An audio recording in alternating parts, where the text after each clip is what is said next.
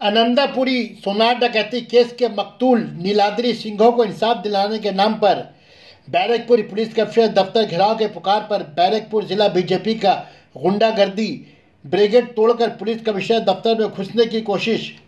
बैरकपुर आनंदापुरी सोनार दुकान डकैती और कत्ल के खिलाफ बैरकपुर जिला बीजेपी का पुलिस कमिश्नर दफ्तर घेराव के पुकार पर आनंदापुरी से चिड़िया मोड़ तक एहतजाजी रैली रियासती महिला मोर्चा नेत्री फाल्गुनी पात्रा की क़यादत में निकाली गई। इस रैली में बैरकपुर जिला बीजेपी सदर सुदीप भट्टाचार्य के अलावा बीजेपी वर्कर्स भारी तादाद में शरीक रहे। पुलिस बैरिकेड तोड़कर पुलिस कमिश्नर दफ्तर में घुसने की कोशिश की। आईन व्यवस्था खाराप হচ্ছে কেন?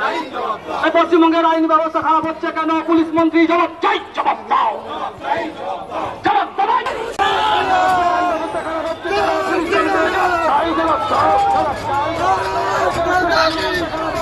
পুলিশ কমিশনার জবাব চাই, জবাব দাও, জবাব চাই, জবাব দাও।